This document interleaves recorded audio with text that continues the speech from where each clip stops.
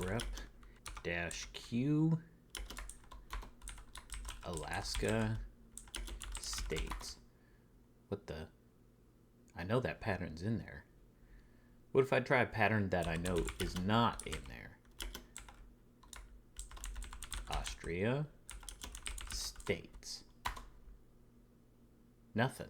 You're probably wondering why my grep search isn't returning any results, but I can assure you that this is by design and there is a good reason for it. Let's discuss how script writers use grep as an event gate to control the flow of code. But what is an event gate, you may ask? An event gate, or gating event, is an event whose outcome determines the next steps to be taken. You can see in this diagram, if the result of the event is success, then the script continues execution. But if the result is failure, then the script stops and informs the user that something is wrong. Now you may say to yourself, hey, I'm not a coder, why are we going over this? Well, the point of this Grep Bootcamp series is to make you literally the most knowledgeable grep expert you'll ever meet, thereby making you more competitive in the industry. We want you to become so good that you are a linchpin for your employer or even potential employer, someone they really cannot be without. To actually achieve that, you have to at least be aware of and understand the finer details of the grep command. And if you stick with us, we're going to do that part for you. So what is actually happening when we use the grep-q option? Here's what is happening under the hood. If we type out grep-q Alaska states, grep will look inside the states file.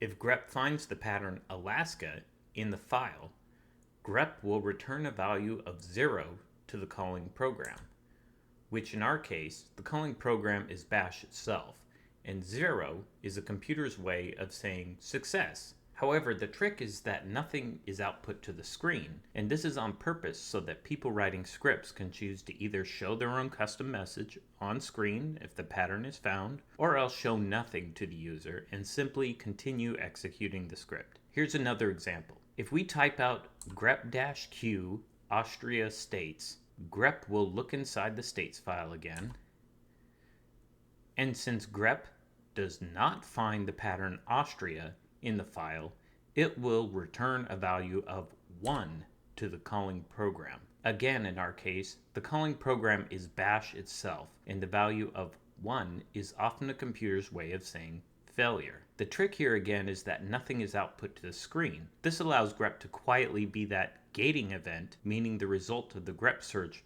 will determine whether or not the script continues to execute. Now, I can show you how the computer is actually returning a value of 0 or 1 under the hood, even though it's not displaying anything to the screen. And I can do that by adding some extra commands after the grep command. So we'll clear the screen here. In the example I'm about to show you, the command after the double ampersand, which is this, will execute if the first command was a success and grep returned a value of 0. So grep-q in the states file, got to put our search in there, Alaska in the states file, and there's the double ampersand, meaning if this command executes successfully and returns a value of 0, then what I'm about to type will execute. And we'll type echo success pattern found. Success, pattern found, because we know that pattern Alaska is inside of the states file. If the first part of the command was a failure and grep returns a 1 to the program calling it, then the command after the double pipe symbol will execute. So we'll go grep-q.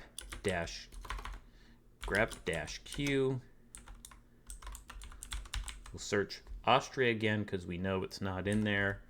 In the states file, we'll do the double pipe and we'll say echo failure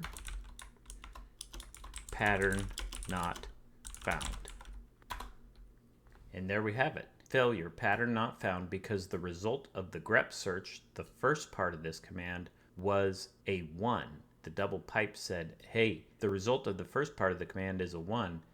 Execute this. You will normally use the grep-q option when scripting, but again, Even if you never script, the fact that you can hang with those who do and understand their concepts and needs will make you that much more valuable. In fact, by the end of this Grep Bootcamp series, you will probably be able to show them a few things yourself. If you guys want to learn a specific new Linux command or you're frustrated with your understanding of a command, let me know in the comments and maybe I can make a video explaining it. If you know of someone else that could benefit from this video, please share it with them.